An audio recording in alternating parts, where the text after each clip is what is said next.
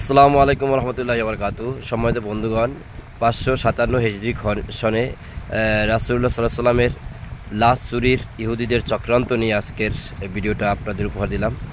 আপনারা জানেন 557 খ্রিস্টাব্দে ইরাকের বাদশাহ নুরুদ্দিন হঠাৎ একদিন গভীর রাতে স্বপ্ন দেখেন যে রাসূলুল্লাহ সাল্লাল্লাহু আলাইহি সাল্লাম তাকে স্বপ্ন দেখাচ্ছেন যে নুরুদ্দিন, তুমি লাল চক্ষু বিশিষ্ট দুইজন লোক আমাকে ডিস্টার্ব করতেছে, এদের হাত থেকে আমাকে রক্ষা করো।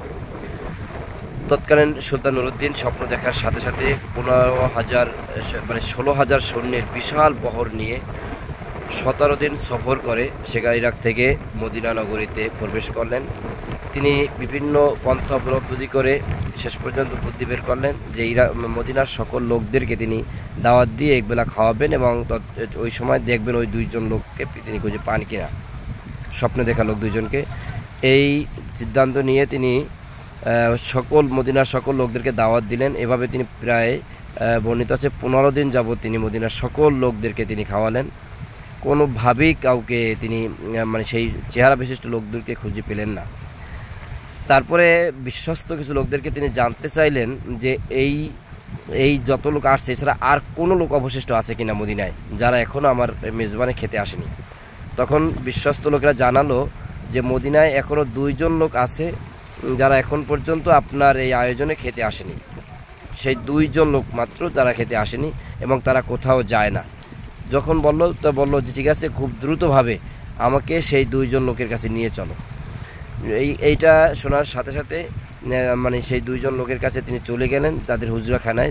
এটা তারা খুবই গিয়ে দেখলেন এবং শুনলেন যে এরা 2 জন খুবই আমলদার মানুষ, সারাক্ষণ নামাজ পড়ে ইবাদত বন্দি করে, অন্য কোনো দিকে তাদের কোনো হুঁশ নাই, কোথাও তারা যায় না। তারা বহুত দিনের বেলা দান অনেক দান সদগাও করে, ঠিক আছে, সারা রাত তারা ইবাদত বন্দি করে। এইভাবে তিনি বর্ণনা শুনলেন। তখন তিনি বললেন যখন তাদের সামনে গেলেন দেখার সাথে সাথে তিনি দেখলেন যে এই তো সেই 2 জন যাদেরকে আল্লাহ রাসূল স্বপ্নে দেখিয়েছেন। দেখে চিনে ফেলার সাথে সাথে তিনি জিজ্ঞেস করলেন বিস্তারিত যে তোমরা কে, কোথা থেকে আসছো? বললেন আমরা বাহির থেকে আসছি, আমরা রাসূলুল্লাহ সাল্লাল্লাহু আলাইহি সাল্লামের প্রেমে আসক্ত হয়ে এখানে ইবাদত বন্দিগের জন্য বাকি জীবন এখানে থেকে যাওয়ার জন্য নিয়ত করেছি। এভাবে তারা বললেন। বলার পরে বাদশাহ নুরুদ্দিন বললেন এদের ঘরগুলো চেক করো। সবগুলো চেক করতেছে, কোথাও এইরকম সুরঙ্গ খোঁজার বা এরকম কোনো কিছুই সরঞ্জাম খুঁজে পেলেন না পরে এক পর্যায়ে বাদশাহ নুরুদ্দিন তিনি বললেন যে তারা যেখানে নামাজ পড়ে নামাজে মসল্লাটা সরাই ফেলাও। যখন নামাজে মসল্লা সরাই ফেলা হলো তখন দেখলেন নিচে একটা পাথর দেওয়া বড়। বললেন এই পাথরের টুকরাটাও এখান থেকে সরিয়ে ফেলো।